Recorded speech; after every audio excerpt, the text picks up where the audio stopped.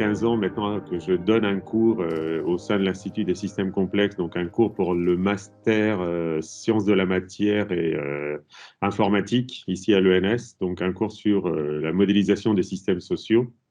Donc le cours fait 20 heures. Donc évidemment, je vais en présenter quelques idées. Et puis, je vais essayer de ne pas être trop long parce qu'en visio, effectivement, c'est un peu plus pénible.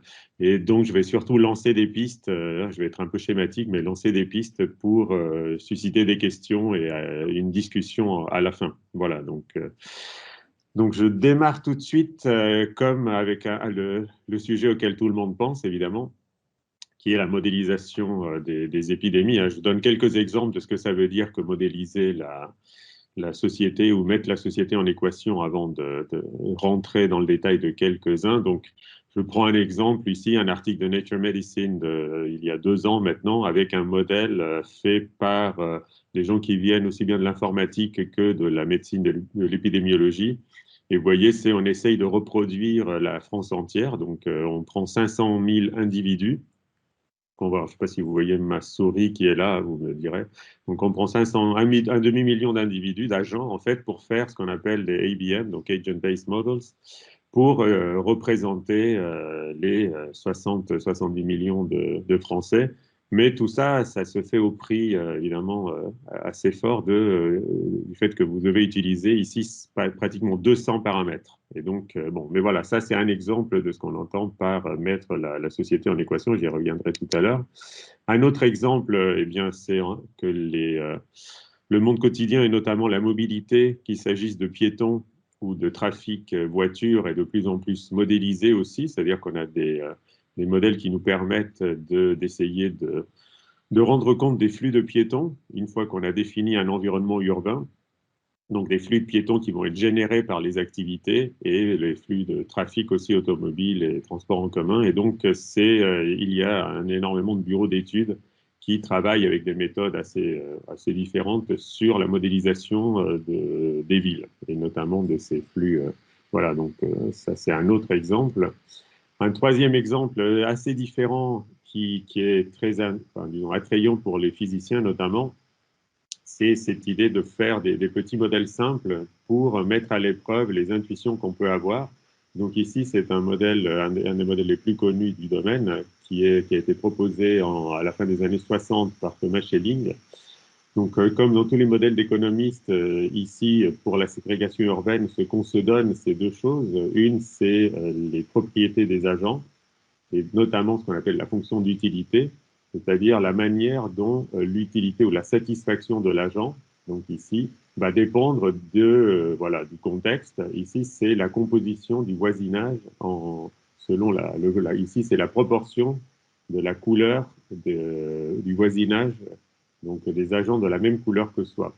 Donc prenons voilà, une ville ici. Donc chaque carré représente une maison, on va dire, et elle est occupée soit par des habitants verts ou rouges, soit elle est vide, c'est ce qu'on voit en noir. Et donc, un agent rouge, par exemple, s'il a 0 voisin rouge, il ne va pas être content, donc s'il a une satisfaction nulle. Si tous ses voisins sont rouges, il va avoir une satisfaction moyenne, donc 0,5. Mais dans ce monde qu'on a défini nous-mêmes, c'est ça les joies de la modélisation, c'est qu'on est les dieux de ce petit monde, et bien dans ce petit monde ici, les agents seront aussi bien verts ou rouges, seront contents lorsque leur environnement, donc leurs voisins, seront exactement en égale proportion. C'est-à-dire qu'un agent rouge aura autant de verts que de rouges, et c'est réciproquement pour les rouges et les verts. Donc voilà, on a défini nos atomes sociaux quelque part, les entités qui composent notre monde. Et puis le deuxième ingrédient est de définir une dynamique. Et la dynamique va être simple, c'est qu'à chaque itération, je vais choisir au hasard un agent, vert ou rouge, et je vais choisir aussi au hasard une case vide. Et je vais proposer à l'agent de déménager. Et donc, l'agent, qu'est-ce qu'il va faire? Eh bien, donc, étant dans un modèle d'économie, ce que l'agent fait, c'est qu'il compare sa satisfaction à l'endroit où je lui propose d'aller, ou le hasard, en tout cas, lui propose d'aller, et il la compare à la satisfaction qu'il avait à son point de départ, sa satisfaction actuelle. Si la satisfaction augmente, eh bien, il accepte ce déménagement, parce qu'il sera plus heureux. Si la satisfaction diminue et il reste sur place, il ne bouge pas. Et donc, notre intuition, dans ce modèle-là, c'est que vu que les agents ne déménagent que s'ils augmentent leur satisfaction et que cette satisfaction est maximale lorsque l'environnement est mixte, eh bien, on s'attend à ce que la ville devienne de plus en plus mixte au fur et à mesure des itérations. Et l'intérêt du modèle de Schelling, évidemment, c'est de démentir ce modèle intuitif que nous avons et de montrer, en fait, c'est des programmes qui sont simples à faire, vous l'imaginez, je suis face à des informaticiens, donc vous voyez que c'est des ingrédients très simples, et donc vous voyez que au fur et à mesure que vous déroulez le temps, eh bien, vous vous retrouvez avec une ville complètement ségrégée, et si vous calculez la satisfaction moyenne des agents, elle est évidemment beaucoup plus faible ici qu'au départ. Le départ étant ici aléatoire, par exemple. Donc vous voyez que l'intérêt du modèle de Schelling, c'est de dire bien la composition d'actions individuelles, c'est-à-dire les effets collectifs d'actions individuelles ne sont pas si intuitifs que ça à imaginer. Et donc, voilà, il faut faire attention aux déductions logiques qu'on pourrait faire, c'est-à-dire si tous les agents cherchent la mixité, bien on va avoir une ville mixte, ou à l'inverse, si on observe une ville ségrégée, on en déduit que les habitants veulent cette ségrégation-là, ou sont racistes, on va dire, c'est ce que disait Schelling, alors qu'en fait, on peut très bien avoir une ville ségrégée, logiquement en tout cas, avec des individus qui recherchent la mixité. Donc ça, c'est un autre exemple beaucoup plus conceptuel de ce qu'on appelle les modèles sociaux. Et pour aller au niveau plus conceptuel, donc il y a une dizaine d'années maintenant, des physiciens ont publié dans la revue, on va dire, la plus prestigieuse qui publie des synthèses, des articles de synthèse, un résumé de ce que c'est que cette idée de modèle de physique pour les dynamiques sociales. Et ils disent, voilà, dans les phénomènes sociaux, les constituants de base ne sont pas des particules, mais des humains et que l'approche de la physique statistique aux comportements sociaux, c'est de comprendre, d'essayer de comprendre les régularités qu'on observe au niveau macroscopique, on va dire, comme la physique statistique fait pour passer des atomes au liquide ou au gaz. Donc ici, ce sont des atomes sociaux quelque part, c'est-à-dire qu'on essaye de comprendre comment l'interaction entre des individus considérés comme relativement simples va mener à des régularités aux échelles les plus grandes. Donc, de la même manière qu'on passe des atomes aux matériaux, on passe des individus aux sociétés. Et donc, ça, c'est la base de cette idée de physique sociale qui existe en fait depuis très longtemps. Et qui, évidemment, est née avec la fascination que la mise en équation du système solaire a suscité, donc du mouvement d'abord par Galilée, et puis évidemment au XVIIe siècle par la gravitation universelle de Newton. Et donc, ils sont arrivés à mettre le système solaire ou l'univers, on va dire, pour aller vite, en équation. Et donc ça a été un grand événement. Je n'ai pas le temps de discuter de ça, mais c'est bien connu. Et Voltaire a bien résumé, je trouve, cette affaire-là, cette fascination, en disant, voilà, Dieu parle et le chaos se dissipe à sa voix. Vers un centre commun, tout gravite à la fois. Ce ressort si puissant, l'âme de la nature, était enseveli dans une nuit obscure. Le compas de Newton mesurant l'univers lève enfin ce grand voile et les cieux sont ouverts. Confident du Très-Haut, substances éternelles, qui brûlaient de ces feux, qui couvraient de vos ailes le trône où votre maître est assis parmi vous, parlez, du grand Newton n'étiez-vous point jaloux. Voilà, et donc c'est vraiment une vision, disons, comme si on avait percé les secrets du monde et qu'on avait du monde une vision aussi complète et aussi absolue que Dieu lui-même. Et donc, cette fascination, évidemment, que la vision mathématique et la mise en équation du monde a suscité, va évidemment susciter la volonté d'aller au-delà du système solaire et de mathématiser aussi la société pour avoir des certitudes sur le corps social comme on l'a eu sur le système solaire.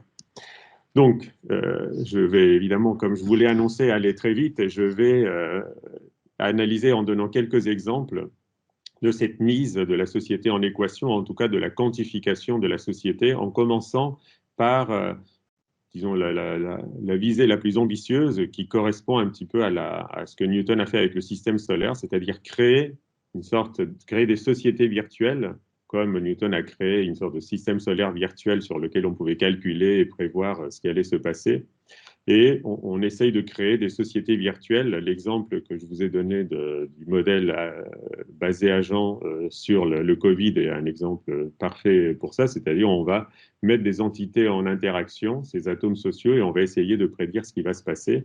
Mais on va voir d'autres approches un peu plus modestes et qui seront en fait euh, plus robustes, on va voir, et on va petit à petit comme ça avoir plusieurs approches et on va finir en fait par une approche plutôt côté sciences sociales et qui va nous permettre aussi de réfléchir sur ce que ça veut dire que de modéliser et ce que on pourrait appeler la politique des équations.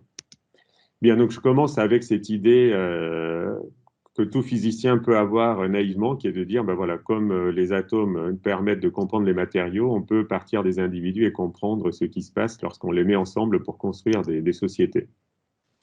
Et donc, je vais vous donner quelques exemples. Hein. Le modèle de Schelling est évidemment un des exemples aussi conceptuels, mais en résumé, cette approche-là ne marche pas très bien parce que l'idée d'atome social est une mauvaise analogie, en fait.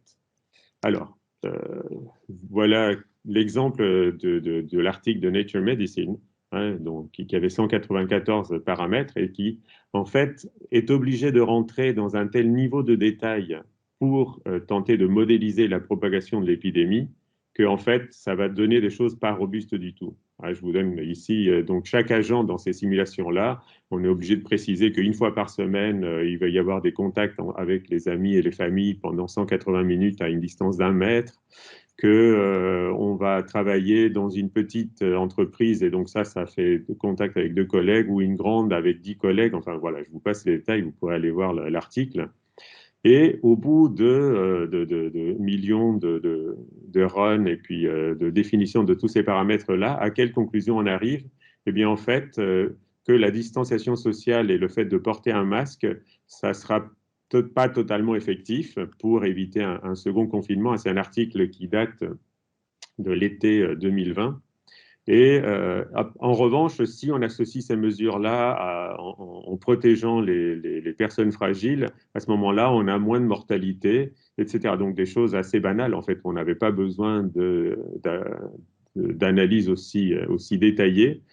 Voilà. Et si on regarde les prédictions plus quantitatives qu'ils font dans ce modèle-là, en fait, ben, le pic des infections qu'ils prédisent n'est pas très précis, c'est-à-dire qu'ils disent que ça, en gros, ça va être entre autour du 1er juillet, mais c'est entre juin, juillet ou fin juillet, avec 50% de probabilité. Et en fait, évidemment, c'est toujours difficile de faire les prévisions avant. Hein. Après, c'est plus facile. Et là, on a bien vu que le pic s'est plutôt produit à la fin octobre, en fait. Donc, en gros, là, pour résumer, quelque chose qui est plus général que ce qui se passe dans cet article-là, si vous essayez d'être beaucoup plus détaillé qu'un modèle avec juste 1 ou 2 paramètres, eh bien, en fait, vous introduisez plus de bruit, à vrai dire, et donc c'est très difficile d'avoir des modèles robustes avec autant de paramètres et autant de détails.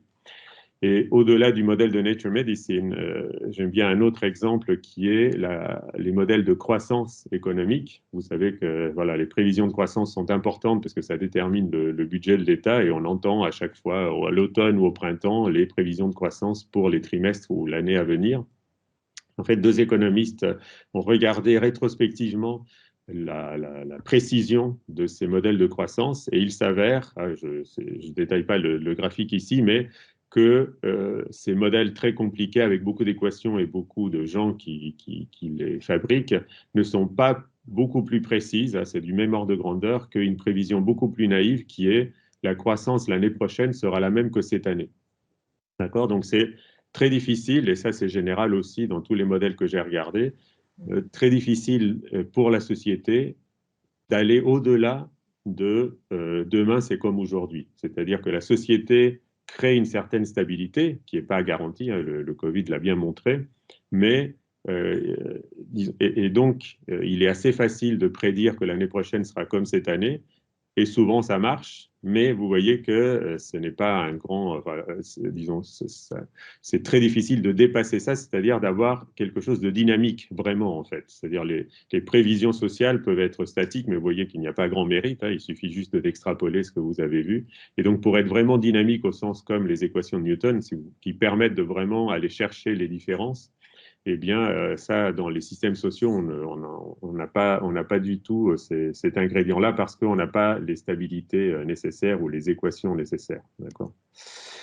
Et donc ça, c'est plusieurs raisons, mais une raison sur laquelle je vais passer un tout petit peu de temps ici, c'est cette analogie des atomes sociaux qui est basée sur une sorte d'équation qui est similaire en physique, sociologie, économie, en fait, que j'ai emprunté à un sociologue, à vrai dire, qui est que l'action, vous essayez de caractériser l'action d'une entité comme la combinaison de deux choses. Une, c'est les caractéristiques internes de cette entité-là, c'est-à-dire vous essayez de trouver les caractéristiques internes et stables de ces entités.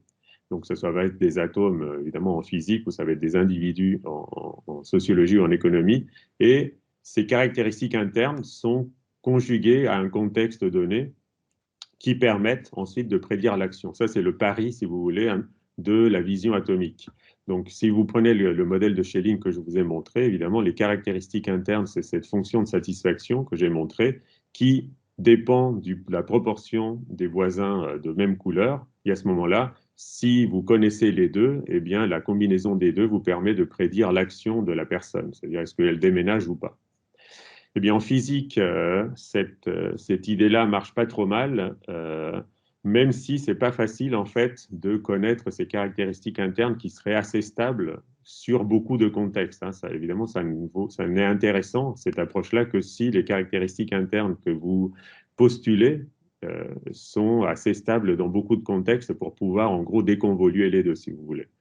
Et en fait, c'est ça l'idée de base des atomes. Mais si vous n'avez pas beaucoup de données ou si vos moyens d'observation ne sont pas suffisamment précis, en fait, vous retombez avec ce que j'appelle le paradoxe ou en tout cas les atomes de citron, qui était que pour les cartésiens à l'époque, au XVIIe, XVIIIe siècle, en fait, par exemple, ils disaient que l'action du citron, quand vous prenez du citron et que vous mettez du citron dans votre bouche, c'est acide. Et donc, pourquoi est-ce que le citron est acide? C'est parce que ces atomes, les atomes de citron, ont des pics comme ça. Et que ces pics-là viennent vous piquer la langue. Voilà. Et donc, ça expliquerait l'action du citron et des acides en général, parce que voilà, les caractéristiques internes des atomes seraient avec des pics comme ça. Évidemment, ça nous fait sourire aujourd'hui, mais vous voyez bien que si vous n'avez pas d'accès un petit peu sérieux à ces entités et à ces caractéristiques internes que vous postulez, eh bien, en fait, vous ne gagnez pas grand-chose en expliquant, entre guillemets, avec les atomes. Et c'est ce qui se passe avec les atomes sociaux, c'est-à-dire que euh, vous avez peu d'accès à ces caractéristiques internes. Et donc, j'ai résumé ici quelque chose sur lequel on peut revenir, si vous voulez, dans des modèles précis, par exemple des modèles de conduite automobile, là, où on essaye de donner les caractéristiques des différents conducteurs. Eh bien, en fait, la première chose, c'est que les caractéristiques des atomes sociaux, à l'inverse de la physique, ne sont jamais observables directement, vraiment.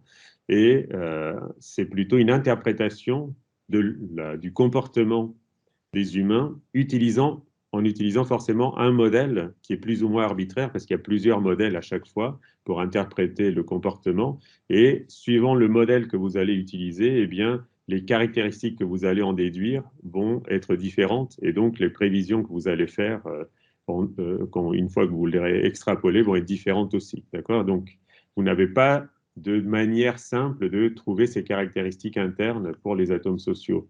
Deuxième chose qui est complémentaire, c'est ce qu'on appelle le frame problem, donc le problème du cadre, c'est quelles sont les variables du contexte ici auxquelles vous voulez articuler l'action, enfin, par lesquelles vous voulez expliquer l'action, quelles sont les variables qui sont pertinentes. Et ça, c'est quelque chose qui est bien connu en informatique aussi, c'est quelles sont les variables pertinentes. Ben ça va dépendre du problème en question et il n'y a pas de bonne réponse à ça. Et puis, troisième chose, et supposons qu'on arrive à résoudre de manière relativement satisfaisante, parce qu'on a un modèle qui n'est pas trop mauvais dans un cadre donné, mais en fait, la stabilité temporelle de ces caractéristiques internes va être aussi difficile à démontrer, et souvent, en fait, elle n'est pas très grande, en fait, cette stabilité temporelle. Du coup, on peut se poser la question, si on ne peut pas parler d'atomes sociaux, quelle serait une conceptualisation pertinente pour les humains, en tout cas pour le lien entre les humains et le social.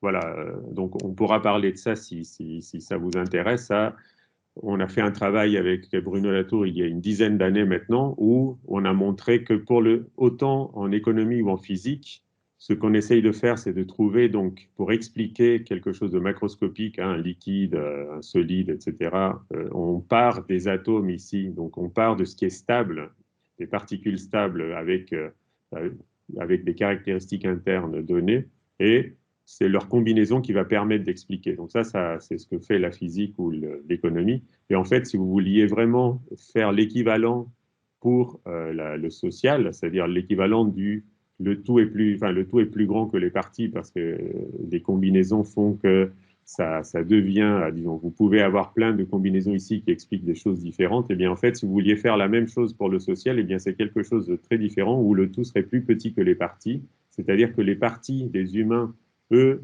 sont assez complexes, ont plein de caractéristiques, et leur combinaison, en fait, est plutôt de l'ordre de l'intersection. C'est-à-dire, si vous prenez par exemple un groupe de chants, donc le tout qui émerge, ce n'est pas des chanteurs qui seraient stables ici et dont les interactions expliqueraient le groupe vocal ici qui émergerait de l'interaction de ces personnes-là, mais plutôt ce groupe vocal et ce tout, ça serait la partition annotée qui, en gros, met d'accord une partie, disons, qui va simplifier ces différentes personnes partiellement pour qu'ils arrivent à chanter ensemble. Et donc ce tout est plus petit que les parties, c'est-à-dire plus simple que les parties, mais enrichit quand même les parties parce que ça leur permet de faire des choses que aucun tout seul ne pourrait faire. Voilà. Donc voilà, on pourra y revenir, je passe un peu trop vite, mais c'est pour montrer qu'on peut conceptualiser les relations entre les parties et le tout, mais que pour les atomes sociaux, c'est quelque chose d'assez différent, et pour les humains. Donc je vais passer sur la stabilité temporelle où Simondon, la philosophie de Simondon et l'individuation a des choses intéressantes à dire, mais j'essaye de passer un peu vite. Et donc, si on se met d'accord sur l'idée que les sociétés virtuelles, cette approche pour mettre la société en équation en partant de l'idée d'atomes sociaux ne marche pas très bien, eh bien, ça n'invalide pas, il ne faudrait pas en déduire à cause de ça que la modélisation formelle ou les outils mathématiques n'ont rien à nous apporter sur la société parce que, en fait, au lieu de partir de certains mécanismes comme dans Schelling ou comme dans le modèle sur le Covid, eh bien, en fait, il y a une autre approche qui est plutôt par des données sociales, donc qui sont supposées contenir, en fait, de la richesse de la matière sociale, si vous voulez. Donc, évidemment, si ces données-là sont pertinentes, et ça pose énormément de problèmes, évidemment, hein, mais ça vous donne quand même une certaine assurance que vous êtes en train de parler de systèmes réels et pas juste de mécanismes que vous avez imaginés comme ça, plus ou moins arbitrairement. Et donc, on peut imaginer deux approches mathématiques un petit peu opposées. Une, c'est les statistiques, c'est-à-dire ce sont des outils mathématiques relativement simples et relativement anciens qui permettent de désenchevêtrer les contributions de différentes causes possibles à un effet.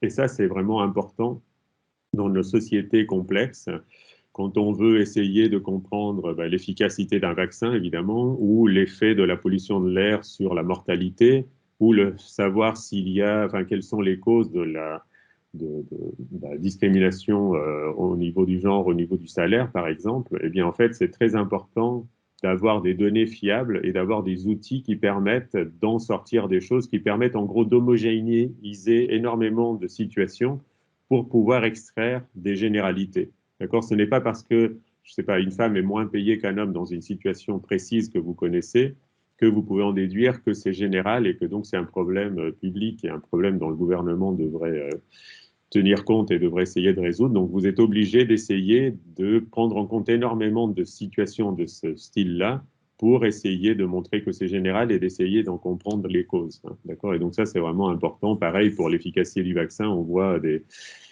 témoignages d'une personne ou de ceci ou de cela. Donc, il faut avoir, voilà, faut avoir des outils statistiques qui permettent de prendre des décisions collectives. Et politiquement, c'est vraiment vital dans nos sociétés complexes. Et pour ça, on a besoin d'outils mathématiques, très clairs. Mais ce n'est pas les mêmes outils que ces idées de modèles et de sociétés virtuelles.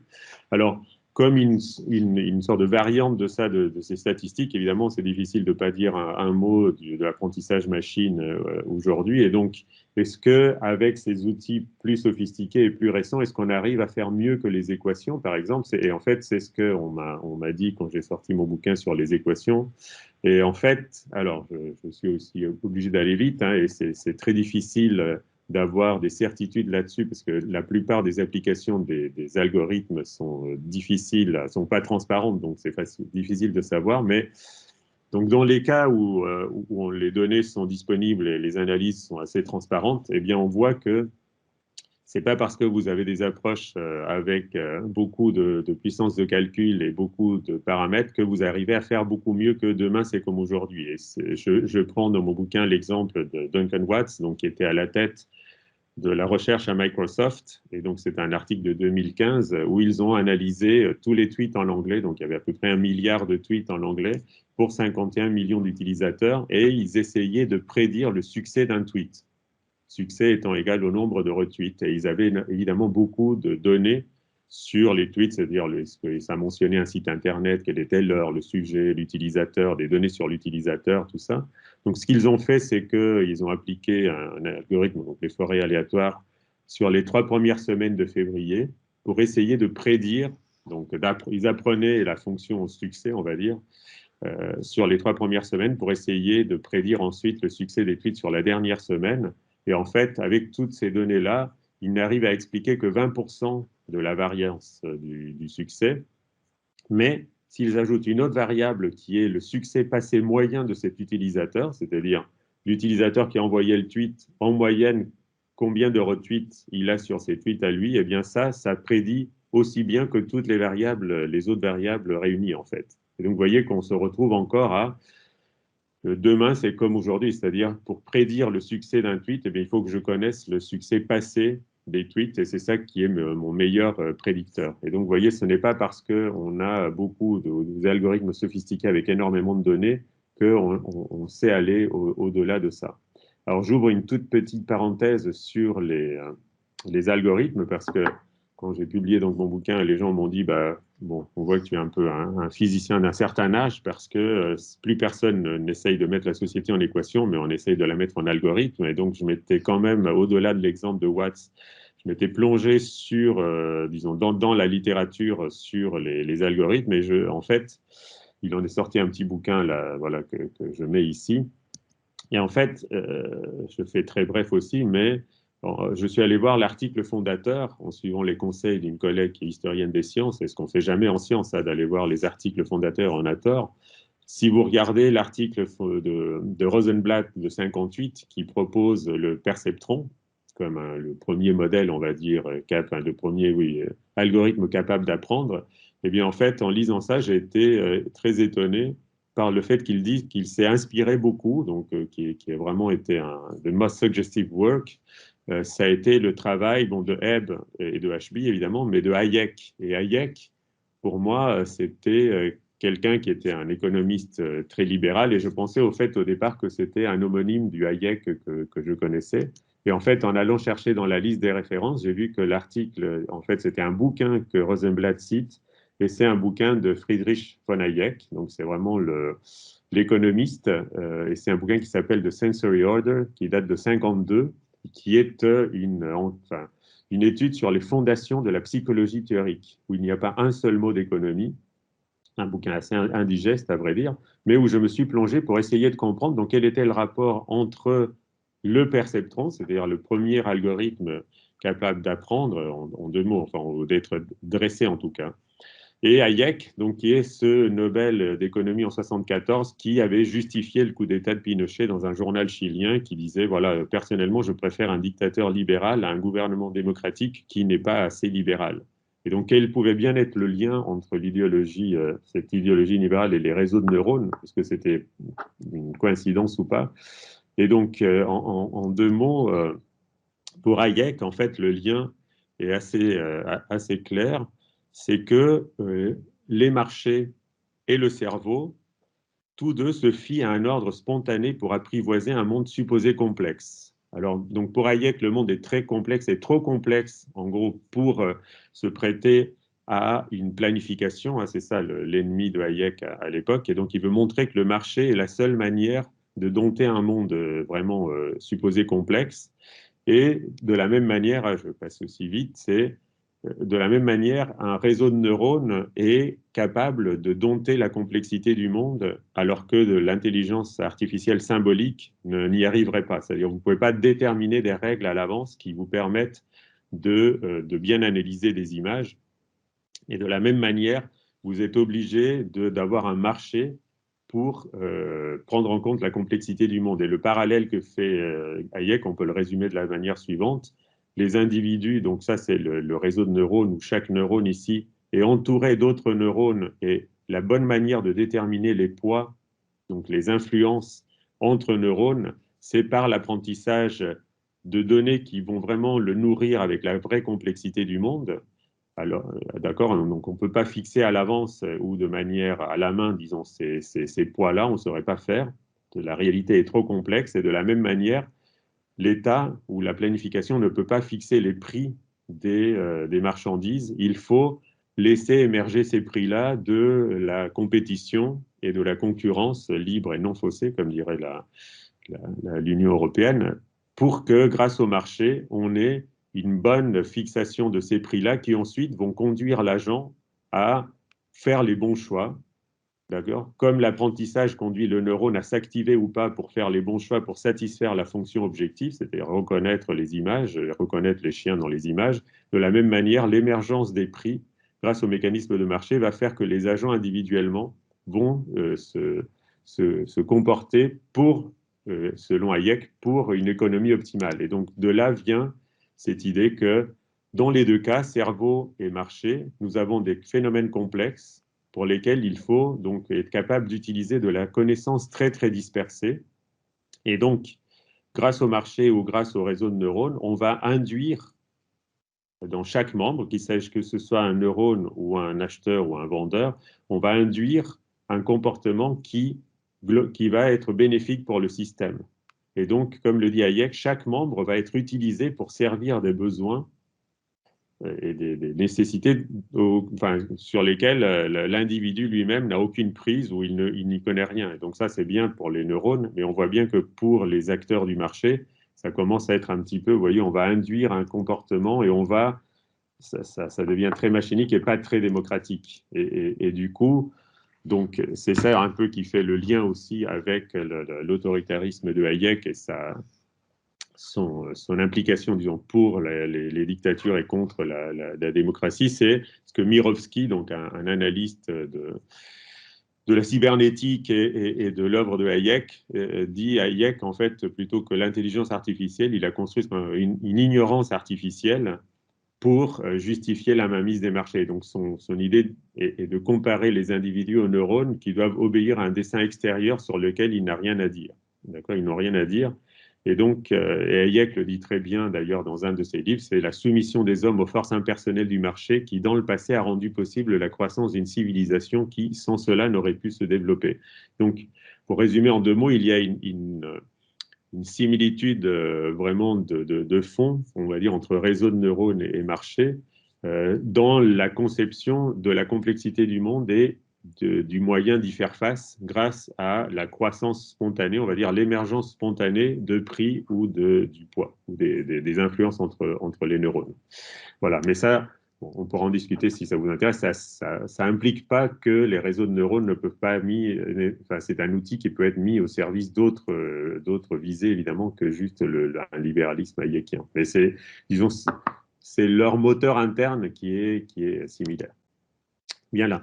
Donc je vais pour pas être trop long, je vais passer assez rapidement sur les indicateurs, c'est-à-dire que, vous voyez, au lieu de faire des sociétés virtuelles ou même des statistiques ou apprentissage machine, vous pouvez essayer juste de quantifier des situations sociales même complexes, parce que, donc, qu'est-ce que ça veut dire? Ça veut dire un classement des universités ou des choses comme ça, ou même des analyses coûts-bénéfices, comme on l'a vu à Notre-Dame-des-Landes. Et dans certaines conditions, si ces indicateurs quantitatifs sont utilisés pour enrichir une discussion entre humains et pas pour la clore, d'accord, entre experts et pas pour la clore, à ce moment-là, même des indicateurs quantitatifs de bibliométrie, de scientométrie, pourraient avoir une certaine utilité, d'accord, comme des sortes d'outils de coordination dans ces sociétés complexes où nous habitons. Voilà.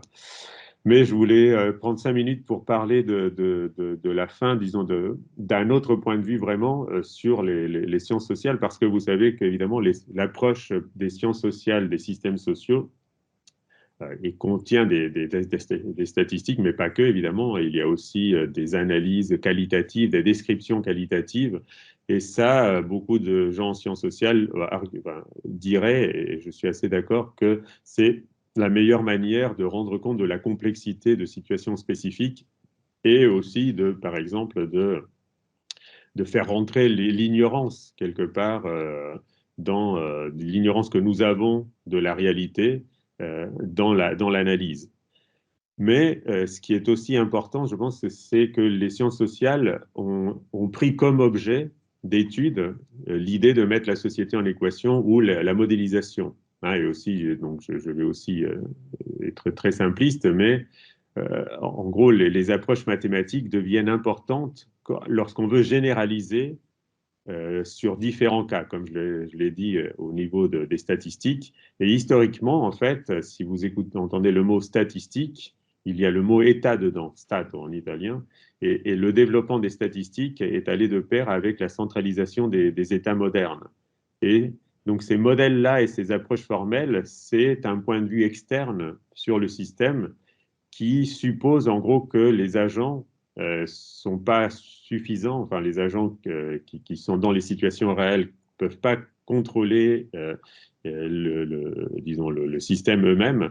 Et dans ces modèles-là, si vous voulez, dans Schelling par exemple, ou même dans le Covid, les agents, en fait, c'est pas vraiment des personnes ou des humains ayant toutes leurs facultés, c'est, comme dit James Scott, les molécules d'un organisme dont le cerveau est ailleurs, en fait. Et le cerveau est au centre de l'État ou dans un laboratoire. C'est le chercheur qui va faire son modèle. Vous voyez que les humains et les êtres sociaux qu'on représente là-dedans sont vraiment très, très réduits. Donc, voilà, c'est un point de vue spécifique sur le social. Et si on revient à l'histoire, en fait, donc ces statistiques, ça vient quand les États ont compté les populations, la richesse pour essayer de mieux collecter les impôts d'ailleurs ou trouver des soldats. Et les États, en fait, ont transformé leur territoire, leurs habitants, pour les rendre gouvernables depuis un centre. Pour le meilleur et pour le pire, hein. Évidemment, c'est pas tout négatif du tout, cette histoire-là. La sécurité sociale et les outils collectifs sociaux sont redevables aussi de cette approche-là.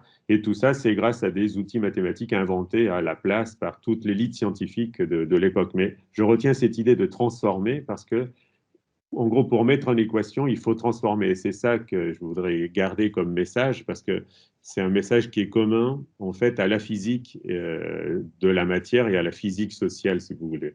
Et les sciences sociales l'ont bien montré. Mettre en équation, c'est dompter quelque part. Hein. Pour Nancy Cartwright, par exemple, qui est une philosophe de l'économie et de la physique, elle dit, et je suis assez d'accord, que les lois ne sont observables que dans ce qu'elle appelle des machines nomologiques, c'est-à-dire des machines à loi, donc des arrangements stables et protégés comme des horloges, des lasers, des chambres à bulles.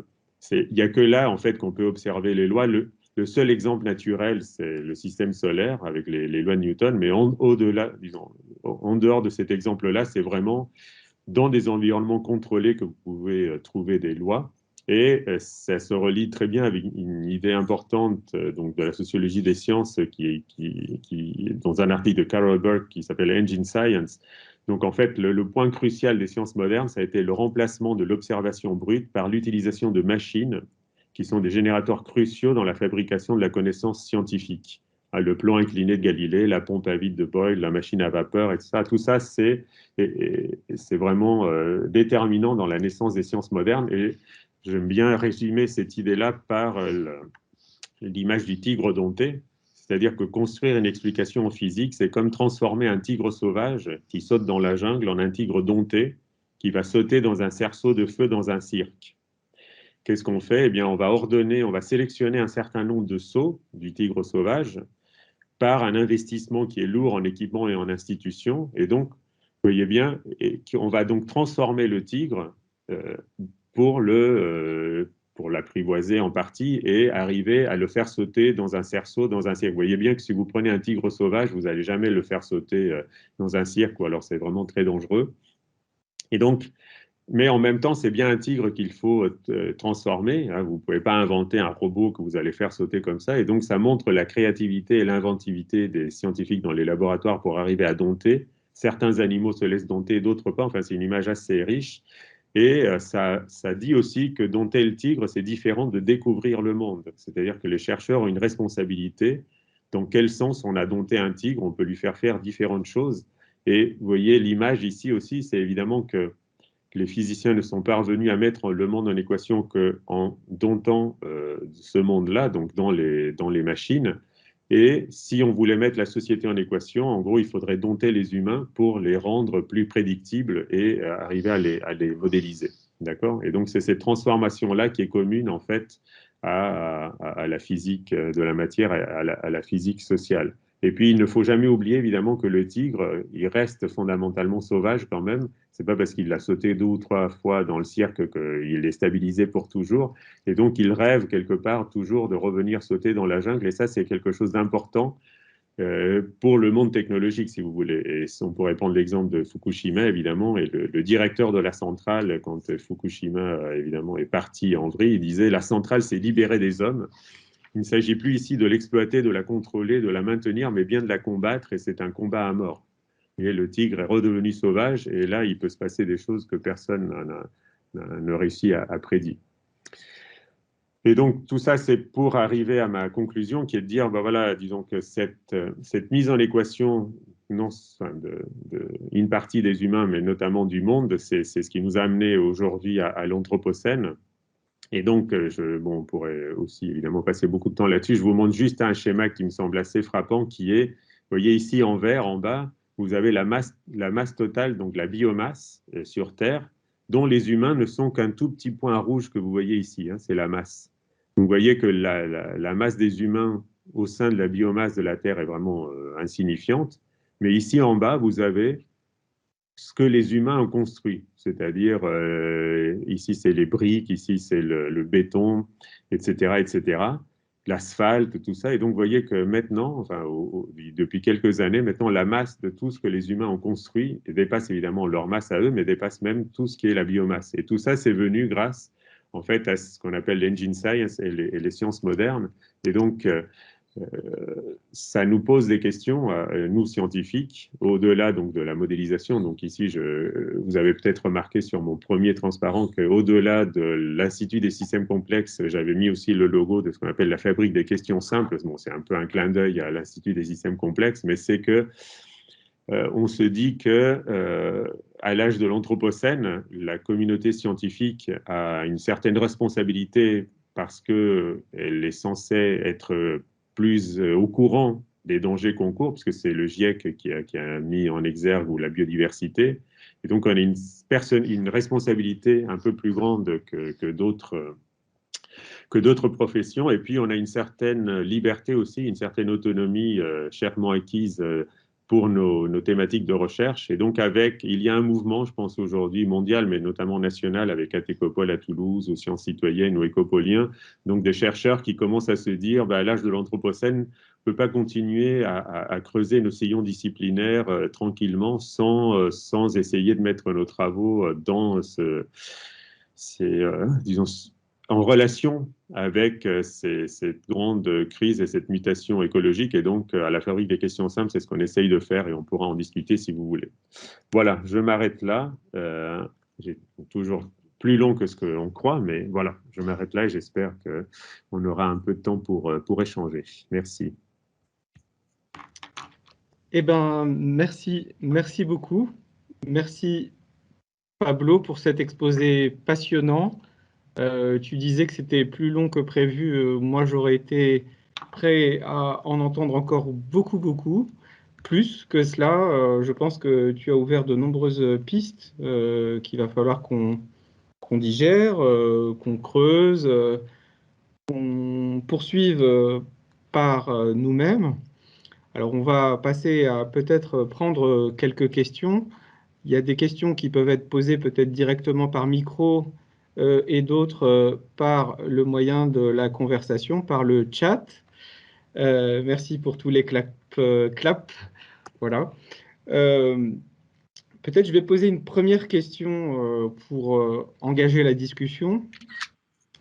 Tu as parlé évidemment de tous les paradoxes qui pouvaient avoir lieu quand on veut modéliser la société.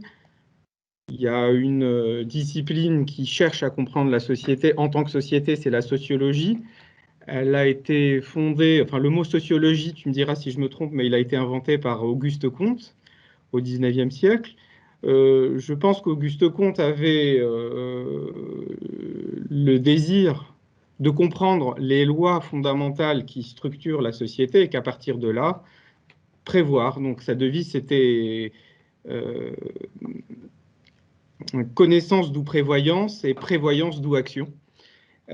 Où est-ce qu'on en est avec ce projet? Est-ce que, par exemple, le déploiement de l'intelligence artificielle dont tu as parlé, est-ce que c'est pas toujours ce même rêve d'Auguste Comte qui cherche à se concrétiser?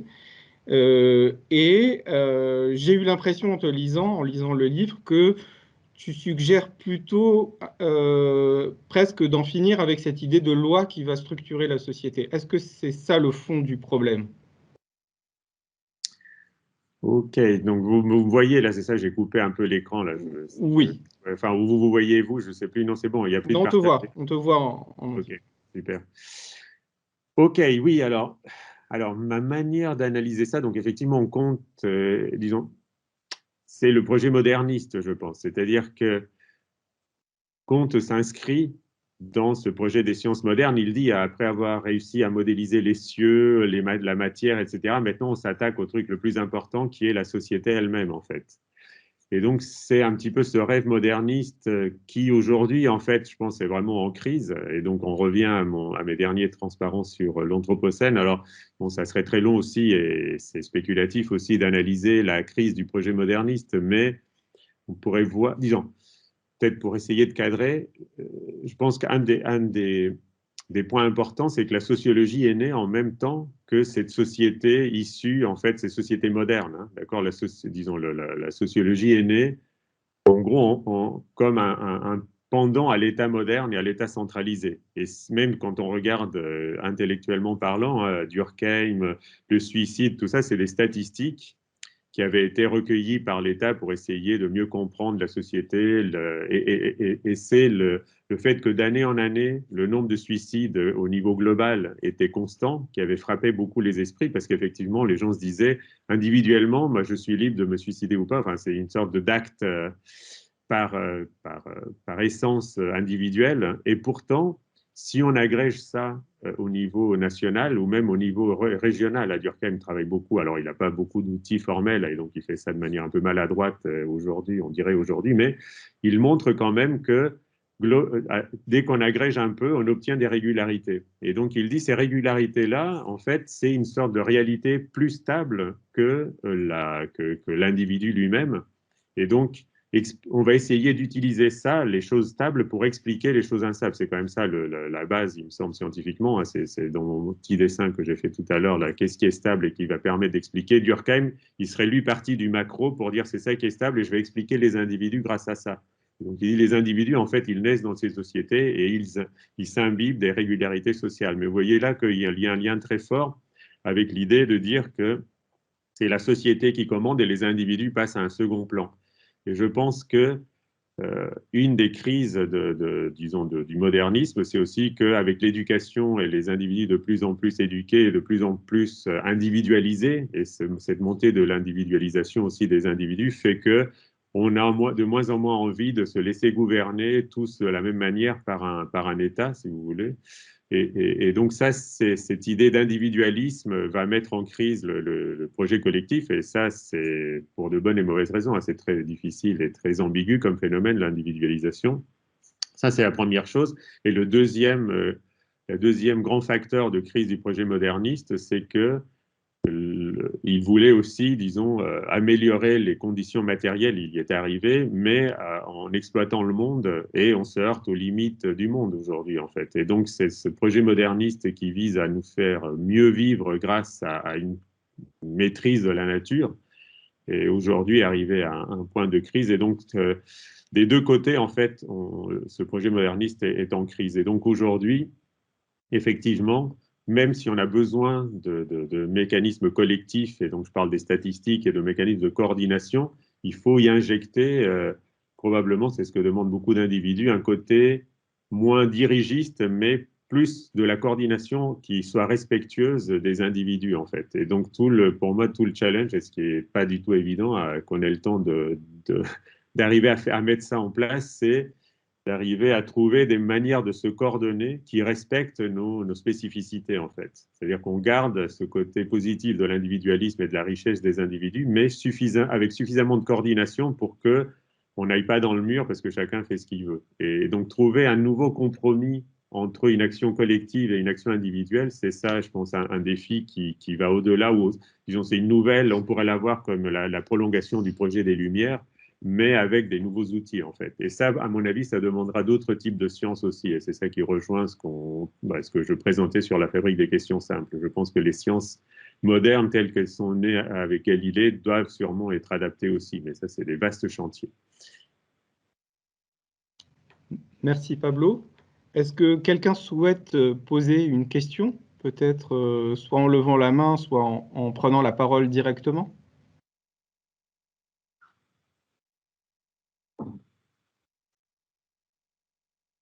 Alors, j'ai l'impression que Yannick veut parler parce que ça s'allume, mais par contre, on n'entend pas. Donc, le projet de coordination par la technique n'est pas encore tout à fait au point.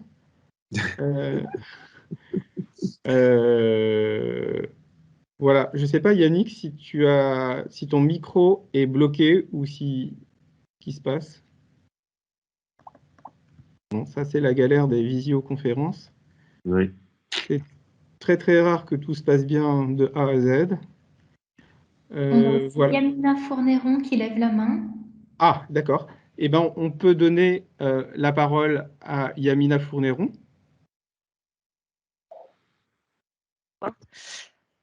Alors en fait, il s'avère que je dois dénoter un petit peu dans le public, puisqu'en fait, moi, je suis économiste. Et donc, je remercie Nazim de m'avoir fait suivre. Donc, j'étais très intéressée. Et en fait, j'ai noté un certain nombre de choses. Alors, je suis une socio-économiste. Donc il y a beaucoup de choses Ça dans va, lesquelles je suis tout à fait d'accord avec vous. Donc, c'est pas, je vais pas du tout aborder le point. Mais j'ai une question qui est venue quand vous avez notamment parlé de la question de la projection sur la croissance, et qui m'a interpellée en tant qu'économiste, mais je pense qu'il fait sens aussi par rapport au public, hein, c'est pas du tout l'idée de poser une question très précise, c'est le rapport à la notion d'équilibre. Ça veut dire qu'au fond, fondamentalement, je pense que la physique et l'économie partagent cette idée qu'on a un état stable. Alors moi, je suis en finance, et la question que vous avez derrière, c'est un problème qui s'appelle l'efficience informationnelle des prix. Et effectivement, on modélise ça habituellement comme une marche aléatoire, et donc en présupposant que la meilleure estimation future pour demain est le prix d'aujourd'hui. Mais fondamentalement, ça vient de quelque chose qui était déjà présent chez Jevons, au tout début de l'économie, qui était de dire que l'économie sait très bien raisonner à l'équilibre. Maintenant, les deux phases entre deux états stables, eh bien, sont tout à fait inconnues. Et Jevons lui-même, qui pourtant était à l'origine de la théorie marginaliste, donc plutôt quantitative, tournant quantitativiste de l'économie, disait qu'au fond, c'est aux autres sciences de le faire. Et c'est un point que je voulais juste vous aborder, parce que je pense qu'au fond, ce que partage la physique, de mon point de vue, avec l'économie, c'est savoir traiter l'équilibre. Maintenant, l'entre-deux, on ne sait pas. Et au fond, justement, cet entre-deux, peut-être qu'à chaque fois, il va falloir recourir à d'autres sciences. Donc pour Jevons, c'était la sociologie, mais ça peut être aussi l'informatique pour faire des simulations. Et au fond, est-ce que finalement, en abandonnant ce cadre de l'équilibre, eh bien, évidemment, on a un cadre qui est beaucoup moins déterministe et qu'on va laisser aux autres sciences qui savent le faire. Voilà. Ok, merci. Alors oui, ça évoque plein de choses. Alors, la première chose, c'est de dire que à l'époque où l'économie néoclassique est née, effectivement, la physique, c'était celle de l'équilibre, mais la physique a exploré beaucoup d'autres choses depuis, en fait. C'est-à-dire qu'on a tout ce qu'on appelle la physique hors équilibre, donc qui montre, dont le nom déjà montre effectivement qu'elle est née, enfin, disons qu'il y avait une certaine focalisation sur l'équilibre au départ, mais ça fait plus d'un siècle que la physique réfléchit à tout ce qui est phénomène irréversible, l'entropie, enfin voilà, disons, il y a toute une physique post-équilibre. Alors, certains physiciens disent justement que disons qu'il faudrait que l'économie se saisisse de ces nouveaux formalismes et développe une économie hors équilibre inspirée de la physique, donc ce qu'on appelle l'éconophysique. Et donc, vous avez pas mal de gens, le plus connu étant Jean-Philippe Bouchot, donc, qui est un physicien statisticien qui développe ça. Bon, alors, j'ai un avis un peu positif et négatif là-dessus. Donc, positif, c'est qu'effectivement, penser le non-équilibre et enrichir donc la palette de modèles possibles, ça, c'est quelque chose qui est bon, en fait. C'est-à-dire que c'est bien que les économistes réfléchissent aussi en termes de modèles plus riches que ceux de l'équilibre et qui donc, en voyant un phénomène réel, n'essayent pas forcément de le rabattre sur des modèles à l'équilibre. D'accord?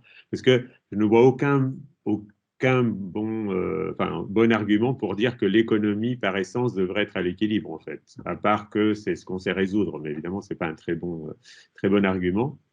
Et donc, je pense qu'enrichir la palette des modèles grâce à certains modèles hors équilibre des physiciens n'est pas une mauvaise chose. Après, est-ce que ces modèles-là sont vraiment bien meilleurs que ceux des économistes? Ça reste à prouver, à mon avis. C'est pas parce qu'ils sont hors équilibre qu'ils sont forcément meilleurs. Et certains, comme Mirowski, que j'ai cité là à propos de l'ignorance artificielle, disent en fait que il faudrait arrêter, en gros, de faire des modèles de physique pour l'économie et plutôt s'inspirer de l'évolution et de la biologie, en fait, qui sont des modèles qui sont par essence, évidemment, dynamiques et qui, d'après lui, seraient beaucoup plus proches de l'état de l'économie, enfin, de l'économie réelle, en fait, et de la manière dont l'économie évolue, qui ont évidemment le défaut de ne pas être quantitatifs et de ne pas légitimer, on va dire, par les mathématiques, mais ça, je pense que c'est plutôt un côté fort pour Mirowski, en fait, que ça éviterait la légitimation par du formalisme dont l'économie a usé et abusé, en fait. Donc voilà, sur le non-équilibre, il existe des choses en physique depuis longtemps qui sont pas à l'équilibre, mais est-ce que, enfin, voilà, c'est bien de les développer et de les regarder un peu, mais c'est peut-être pas non plus la solution miracle pour l'économie, en fait. Et puis, il ne faut pas oublier peut-être un dernier mot, mais vous le savez, puisque vous êtes socio-économiste, c'est il y a un côté performatif quand même beaucoup pour l'économie. C'est-à-dire que la plupart des sciences essayent de décrire la réalité. L'économie, je pense, en grande partie, ce qu'elle essaye de faire, c'est construire un cadre. Et donc, on revient à un cadre, disons, qui a certaines propriétés positives ou optimales, enfin des choses comme ça. Et les humains, en gros, n'auraient qu'à suivre ça. Donc, on revient à cette idée de dompter les humains pour rendre leur comportement prédictible, en fait. Et donc, il y a un côté comme ça performatif aussi de l'économie qu'il ne faut pas négliger par rapport à la physique.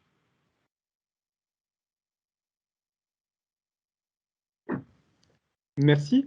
Est-ce que dans l'assistance, il y a d'autres personnes qui souhaitent poser des questions? Vous pouvez aussi utiliser le chat, si c'est plus pratique.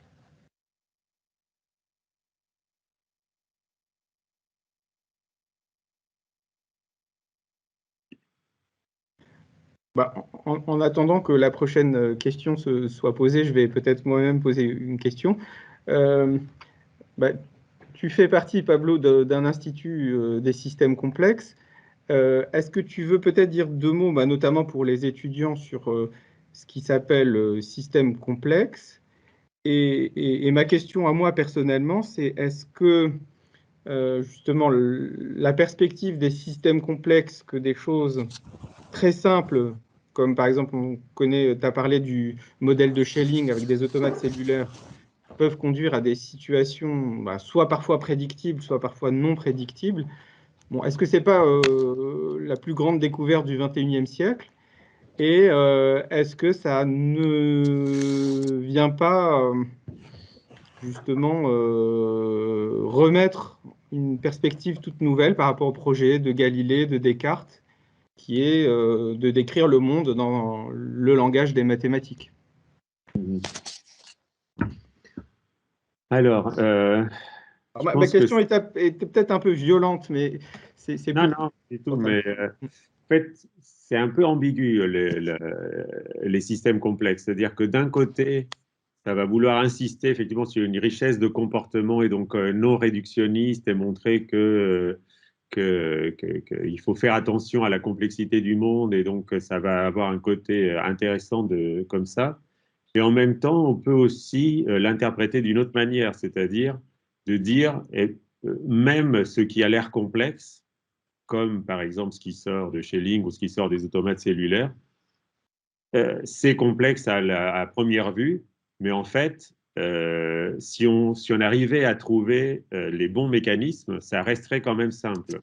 Et donc c'est cette ambiguïté qui est intéressante, il me semble, dans les systèmes complexes.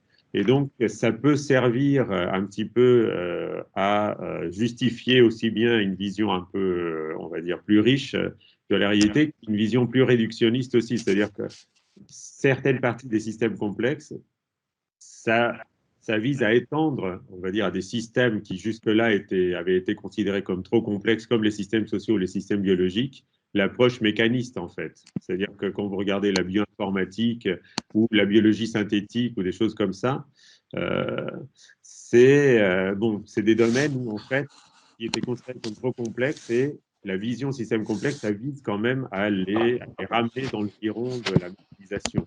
Et, donc, moi, je trouve que c'est un domaine vraiment ambigu, les systèmes complexes, qui fait son intérêt aussi. Hein. Mais il faut voir les deux côtés quand même. C'est pas, voilà. Je pense que dans le fond, enfin, moi, disons, je suis plus sensible à ce deuxième volet, comme tu aurais pu le comprendre. C'est quand même essayer d'étendre encore plus le domaine du simple, malgré tout. Ouais. On va donner la parole à Sandrine Monsabert. Bonjour. Alors, moi aussi, comme la précédente dame qui a posé une question, j'ai aussi un profil qui n'est pas forcément cohérent avec le vôtre. Au départ, je suis ingénieur en intelligence artificielle.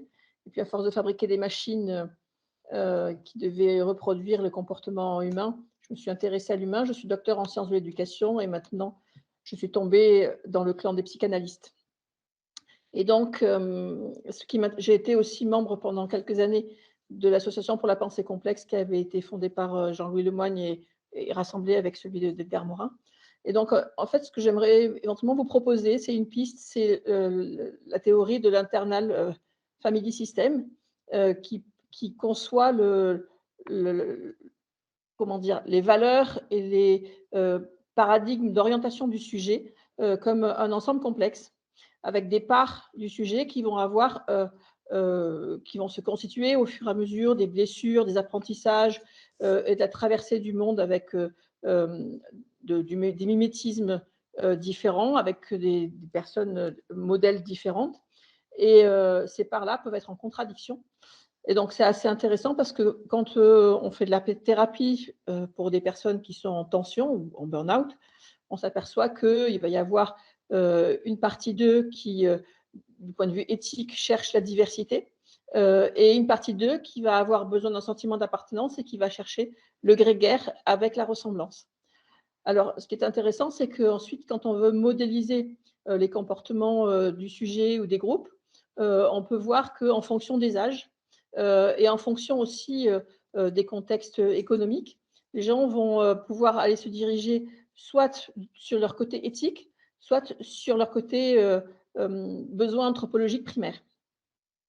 Et donc, c'est assez intéressant quand ensuite on programme des modèles prédictifs sociétaux qu'on montre que si on fait varier, par exemple, la population moyenne d'une ville ou alors le niveau économique moyen des revenus ou du pouvoir d'achat, plus exactement, on peut avoir finalement des issues différentes sur les premières grilles que vous avez présentées dans vos modèles, en se basant sur les théories de l'internal familial system.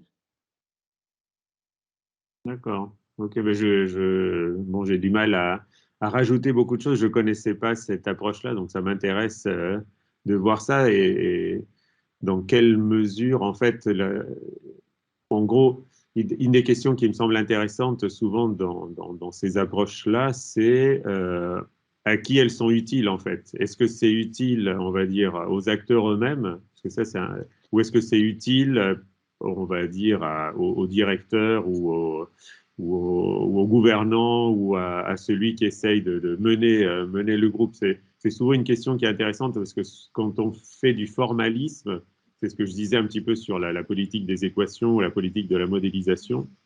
Souvent, les outils formels, donc ça, je n'ai pas eu le temps de rentrer, enfin, de discuter ça, mais ça me semble intéressant surtout avec des gens qui font de l'informatique, c'est-à-dire si vous arrivez à développer des outils formels qui soient généralisables en fait et qui soient justement cette lutte du formalisme, souvent c'est plus utile à ceux qui ont pour charge de mener le groupe, on va dire, ou aux gouvernants et à l'État. C'est ça, sinon les statistiques, ça venait de l'État. Mais aujourd'hui, le problème, c'est aussi que si vous avez des outils vraiment très génériques, ça va être plutôt utile à ceux qui ont les données, c'est-à-dire les GAFAM, quoi, en gros.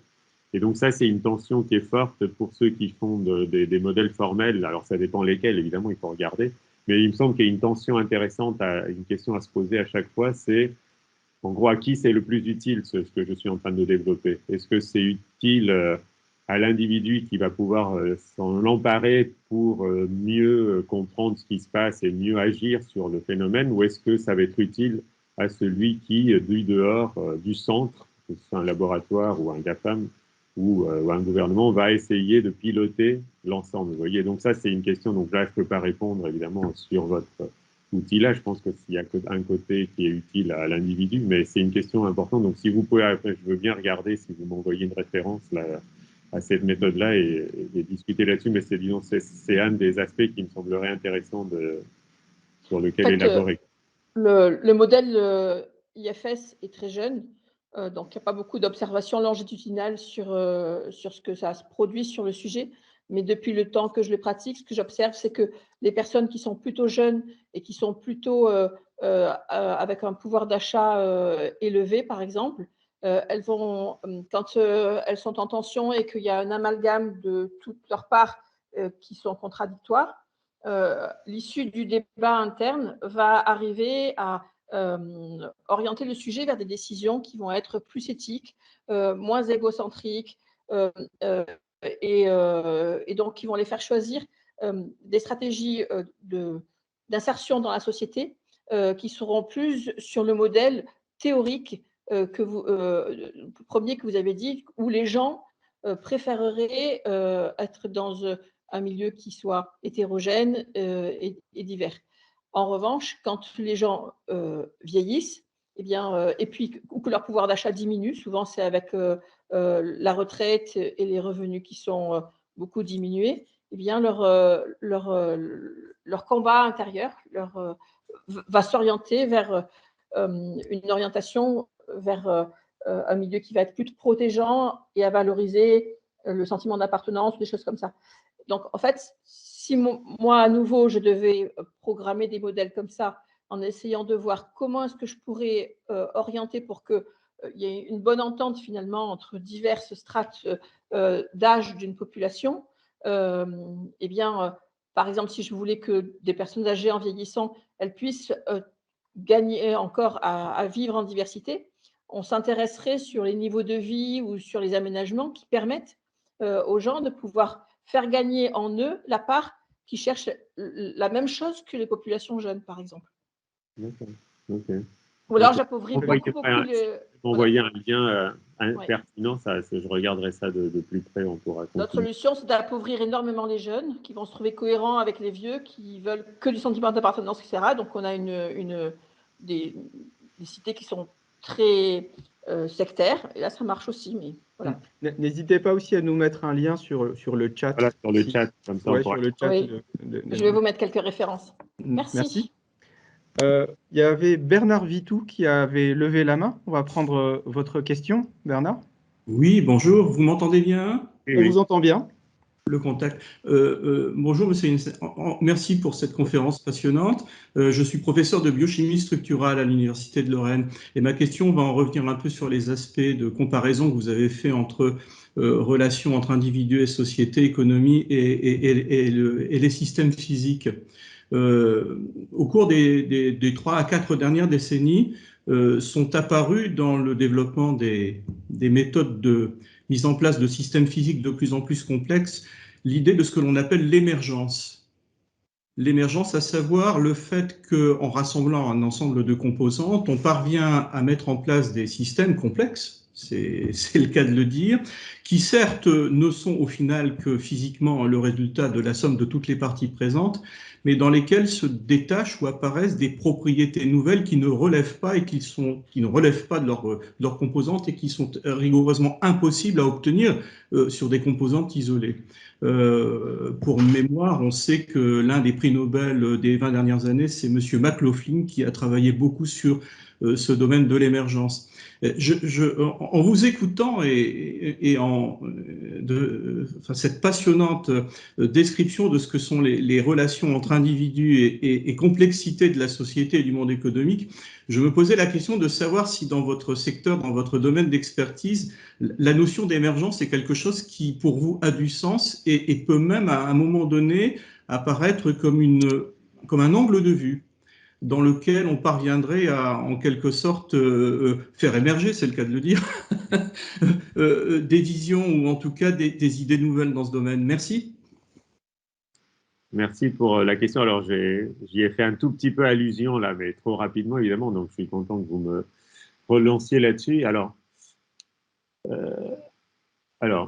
cette idée d'émergence, et qu'on résume aussi par le tout est plus grand que les parties, hein, c'est un petit peu la devise des systèmes complexes. L'Institut des systèmes complexes, souvent, voilà, on dit le tout est plus grand que les parties, il émerge des comportements surprenants, etc., etc. Alors, pour être efficace dans la discussion et aller vite, en gros, je vais dire, ce point de vue-là n'est pas très intéressant pour les sciences sociales. Alors, qu'est-ce que je veux dire par là? Et en fait, c'est une vision un peu bizarre. Alors, comment dire ça Alors, en fait, d'abord, c'est quelque chose de très ancien, hein. Rousseau déjà parlait du fait que quand on met des choses chimiques, etc., bon voilà, même Durkheim, hein, puisqu'on parlait de Durkheim tout à l'heure, il va vraiment s'appuyer sur cette idée-là pour fonder la sociologie en disant bah, la société, c'est très différent des individus, donc il faut une science spécifique qui soit s'occuper de la société et pas des individus, parce que en mélangeant des individus, il émerge un truc qui est très différent des parties, et donc il faut une science à part. Hein. Et donc, c'est lui qui dit d'ailleurs la vie, par exemple, la cellule vivante ne contient rien que des particules minérales, comme la société ne contient rien en dehors des individus. Et pourtant, il est impossible que les phénomènes caractéristiques de la vie résident dans des atomes d'hydrogène, d'oxygène, de carbone et d'azote. La vie est dans le tout et non dans les parties, etc., etc. Donc, c'est un vieux truc, on va dire, mais c'est pas parce que c'est... Voilà. Alors, en fait, moi, ce que j'aime bien faire face à ça, c'est quand j'ai une idée un peu comme ça et que intuitivement ça me gêne quelque part, c'est de revenir aux pratiques. Je pense que ça, c'est ce qu'on appelle the practical turn dans les sciences sociales, et ça, c'est quelque chose qui, pour un physicien, est normal, parce qu'on a l'habitude, on est empirique, on est dans les labos. Si vous regardez dans les labos en pratique, qu'est-ce que ça veut dire que la vie est dans le tout et non dans les parties? À quoi on a accès? Alors bon, je vais peut-être juste partager mon écran une seconde, parce que je voulais vous montrer... c'est une image que je donne à mes étudiants, là, donc c'est pour ça que... Alors, je ne sais pas si vous la voyez. Ici, en fait, si vous regardez la pratique concrète dans les laboratoires, si on prend un être vivant et on arrive aux atomes là, dont parle Durkheim, qu'est-ce qu'il faut faire pour faire ça? Eh bien, concrètement, évidemment, il faut le plonger dans des acides, faire des machins, des trucs, bon voilà. Et à la fin, effectivement, on arrive aux atomes dont parle Durkheim. Évidemment, ces atomes-là ne sont pas vivants, mais ce n'est pas un grand... bon, on voit bien que c'est... D'accord? Donc, en fait, si vous voulez, quelque part, cette expérience de pensée qui nous dit je pars des atomes et je reconstruis le vivant et j'obtiens un truc qui émerge et qui n'était pas du tout dans les atomes, c'est quand même assez artificiel comme point de vue. La vraie pratique, c'est j'ai du vivant, et puis si je veux remonter aux atomes, évidemment, je suis obligé de tuer, et donc il n'y a pas de surprise vraiment, en fait. Et donc cette reconstruction par la pensée nous met devant une sorte de paradoxe, mais qui me semble un faux paradoxe quelque part. Et donc c'est ce qu'on a essayé d'exprimer avec les sociologues avec lesquels j'ai travaillé, donc avec cette idée que le tout est plus petit que les parties, si vous voulez. Pour les systèmes sociaux notamment, il faut imaginer que donc les individus sont bien plus riches que ce qu'ils peuvent montrer en société et que en fait le tout dans les systèmes sociaux, c'est ce que j'ai pris comme exemple, c'est cette partition annotée pour un groupe vocal, pour prendre un exemple parlant. Vous voyez bien que cette partition annotée, elle résulte de beaucoup de compromis qui sont faits par les parties, parce qu'il faut bien qu'ils chantent, il faut bien qu'on chante ensemble. Quand moi je chante dans un groupe vocal, ça me parle bien, c'est compromis, on n'a pas de chef, donc il faut bien que c'est pas le chef qui décide, c'est nous-mêmes. Et donc, il faut bien qu'on se mette d'accord sur une sorte d'intersection minimale pour chanter ensemble, mais on voit bien que certains voudraient chanter d'une autre manière, que voilà, il y a toute une richesse qui se perd lorsqu'on fait ça. Et en fait, on pourrait imaginer, je peux vous donner la référence d'un bouquin qui parle de ça, justement, sur les molécules et tout ça, effectivement, les molécules et tout ça sont beaucoup plus riches que les comportements qui résultent de leur mise en interaction dans des systèmes donnés, en fait. Et donc, cette vision-là du tout est plus grand que les parties et finalement me semble pas aussi intéressante que ça. Voilà, si je veux être un peu rapide, elle me semble être le fruit d'une expérience de pensée qui n'est pas fidèle aux pratiques et qui en plus donne une sorte de priorité ontologique aux parties. D'accord? On dit comme si la vraie réalité, c'était les atomes et la vie, c'était un truc qui émerge et qui est un peu, bon, une sorte de sous-produit. Alors qu'en fait, vous voyez, si on regarde les pratiques, c'est les atomes qui sont un sous-produit. Et donc, il ne faudrait pas imaginer que cette vision d'emboîtement et de hiérarchie me plaît moyennement, en fait, si vous regardez dans la pratique. Mais bon, c'est un sujet, effectivement, sur lequel on peut passer pas mal de temps, qui est assez long. Mais si je devais résumer ma réponse, ça serait ça. Je me méfierais de cette vision-là.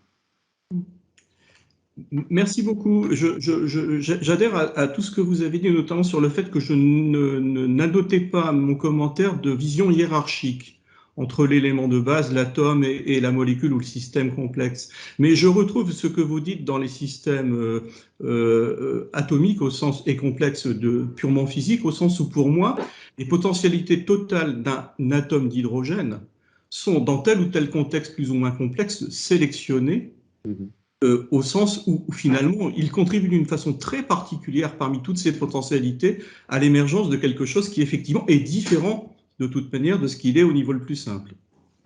Voilà, mais si vous voulez, là, quand on dit comme ça, donc on est bien d'accord que, et du coup, dans ce tout-là, l'atome d'hydrogène va être bridé quelque part, et donc ça va être aussi moins que ses parties, parce que moins que les potentialités de ses parties.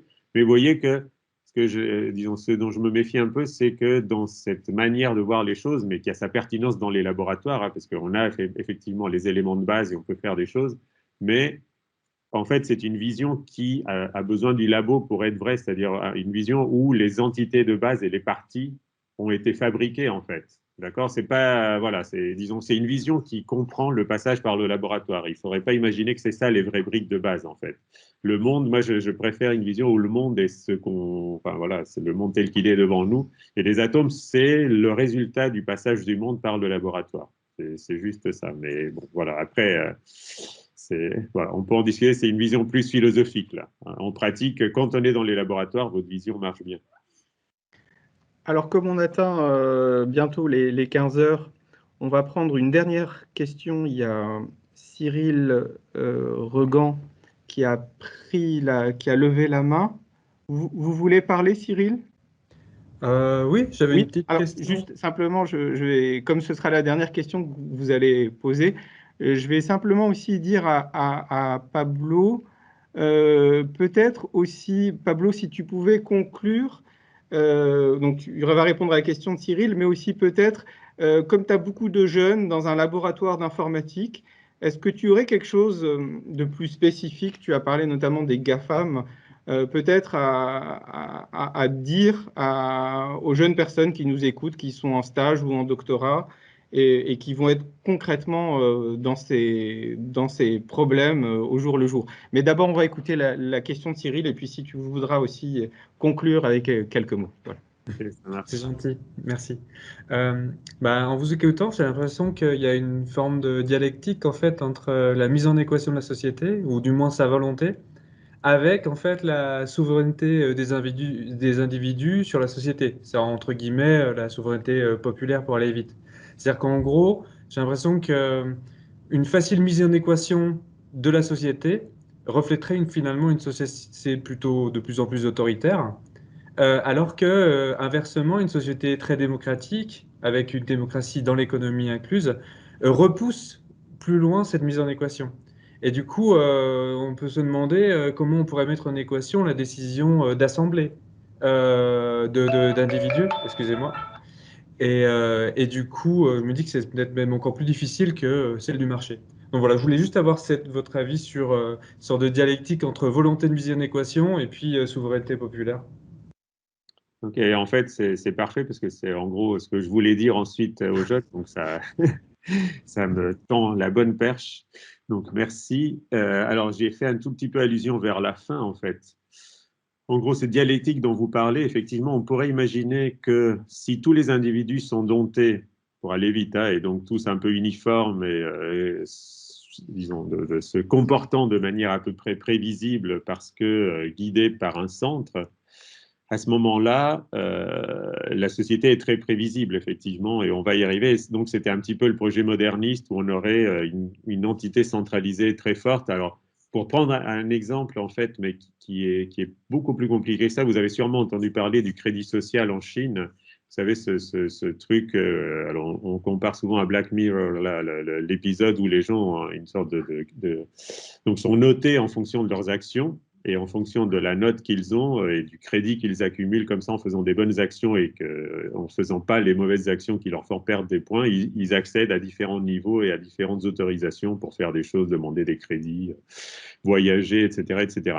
Alors, juste entre parenthèses, apparemment, la réalité du système chinois, elle n'est pas du tout aussi sophistiquée et aussi grandiose que nos fantasmes l'imaginent. Mais enfin, on voit bien cette idée-là qui serait une sorte de manière, effectivement, de dompter les individus où vous leur dites en gros ce qu'il faut faire et à ce moment-là, ça les rend plus prédictibles. D'accord ? Et ça, c'est un petit peu le paradigme, hein, même si ce n'est pas la réalité en Chine, mais c'est un petit peu le paradigme de cet État centralisé, modernisateur et très fort où on est coordonné par le centre et par quelque chose de commun. Et vous voyez alors que l'opposé, on pourrait dire, voilà, on a des individus qui chacun font ce qu'ils veulent, mais donc ça ne fait pas société non plus. Et donc, c'est un petit peu ce que je disais pour conclure. C'est-à-dire, il faut arriver, et c'est là où je vois le rôle aussi des jeunes informaticiens, c'est plutôt que de créer des outils qui permettent, en gros, aux GAFAM ou aux États de mieux nous suivre ou nous tracer, hein, et ce qui est quand même presque la solution de facilité pour le formalisme, en fait. Hein, moi aussi, j'ai développé des algos et des approches qui permettent de formaliser les données sociales et de les analyser. Et si vous réfléchissez un peu, pratiquement toujours, ces outils-là sont utiles à ceux qui peuvent centraliser beaucoup de données. Formalisme, ça veut dire que vous centralisez beaucoup de données, vous en extrayez des choses. Et donc, il y a presque par construction un intérêt plus grand pour le centre qui rassemble toutes ces données-là que pour l'individu. Et donc, je pense qu'un des défis intéressants, ça serait d'arriver à développer des outils informatiques, parce qu'il faut bien automatiser un petit peu le traitement des données, mais qui seraient plus pertinents pour l'individu aussi. On a besoin d'outils de coordination et de gouvernement et tout ça, c'est clair, mais je pense que c'est important aussi et plus original de développer des outils qui permettent aux individus de devenir plus autonomes. Un exemple, alors moi je ne suis pas très compétent là-dessus, donc je pense que vous aurez beaucoup plus d'imagination et je serais intéressé si vous pouvez m'envoyer des idées là-dessus, mais par exemple, même déjà dans les années 70, on pouvait imaginer, un mec avait imaginé une sorte de logiciel qui permettait de juste regarder ce qu'on avait, nous, comme aliment à la maison et de proposer des recettes avec ça, ou de dire, bah, tiens, si tu fais les courses, fais ceci, ou alors de proposer une recette et d'adapter un petit peu la liste des courses. Enfin, en tout cas, des outils d'autogouvernement, si vous voulez, qui nous aident à mieux naviguer dans ce monde digital qui sera de plus en plus, même si les contraintes écologiques font que ce n'est pas si trivial que ça d'améliorer le numérique. Et donc, voilà, je pense qu'il y a une place pour le numérique pour nous aider à mieux nous coordonner, mais en partant des individus et de ce qu'on a envie de faire, en fait, et pas de ce que les GAFAM ont envie de nous faire faire, vous voyez. Et donc ça, c'est un défi, je pense, qui est intéressant pour une informatique décentralisée, si vous voulez, c'est ça le mot-clé. Donc c'est vers ça que je dirais aux jeunes d'aller, il me semble, politiquement, ça serait vraiment, vraiment intéressant, et de faire attention, en tout cas, et en tout cas de se poser la question. Le truc de base pour vous, évidemment, c'est vous qui allez choisir, mais posez-vous la question chaque fois que vous développez un algorithme ou que vous développez une nouvelle approche ou que vous travaillez sur un article, je pense qu'on ne se pose pas assez la question, les scientifiques, de à quoi ça va servir et a priori, quel type d'utilisation ça va favoriser. On ne peut jamais prédire complètement ce qui va se passer, mais quand même, certains outils pointent vers certaines applications. Ça, je pense qu'il faut être conscient de ça. Et donc, voilà, posez-vous la question avant de passer 3 ans sur un truc, à la fin, vous dire, ah, bah, finalement, ce truc-là, ça va servir plutôt à des choses qui ne me semblent pas très intéressantes, quoi. On a quand même encore une certaine liberté en tant que scientifique, donc ça serait criminel de ne pas s'en servir. Voilà. Bon, ben, merci. Merci beaucoup, Pablo. Merci pour ces mots de conclusion. Merci pour toutes les personnes qui étaient présentes, pour toutes les questions qui ont été posées. Je pense que Pablo Jensen est une personne ouverte à la discussion, donc n'hésitez pas à lui écrire si vous avez soit des références, soit des points à développer. Pablo, merci beaucoup d'avoir accepté notre invitation et de ton exposé. J'espère que tu pourras venir à Nancy en vrai pour qu'on continue cette discussion, parce que tu as ouvert des pistes passionnantes. On est loin d'avoir fait le tour de toutes les questions. Notamment, nous sommes, en tant que laboratoire d'informatique et en tant que fac de sciences à Nancy, en développement perpétuel, comme tu l'as dit, de techniques, d'outils, tout ça. Donc, on a besoin plus que jamais de points de vue critiques. Et encore une fois, critique, c'est ce qui aide à trouver la juste place des choses. Ce n'est pas du tout détruire ou dénigrer quoi que ce soit. Et donc, merci de nous avoir aidés à faire cet exercice de pensée et de réflexivité sur les sciences. Voilà. Et merci pour le frigo magique. Le lien qui est dans le chat, là, je vais regarder. Donc, ça a été réinventé, mais maintenant, évidemment, avec des moyens informatiques un peu meilleurs que ce qu'on avait dans les années 70. Ah oui. Voilà. Bon, je vais regarder ça. Voilà. Donc, au revoir à toutes et à tous. Et n'hésitez pas, par exemple, à m'écrire ou à écrire à Marie Baron si vous souhaitez être tenu informé des prochaines rencontres du séminaire, du colloquium du lauréat. Merci. Au revoir. Au revoir, merci pour les questions.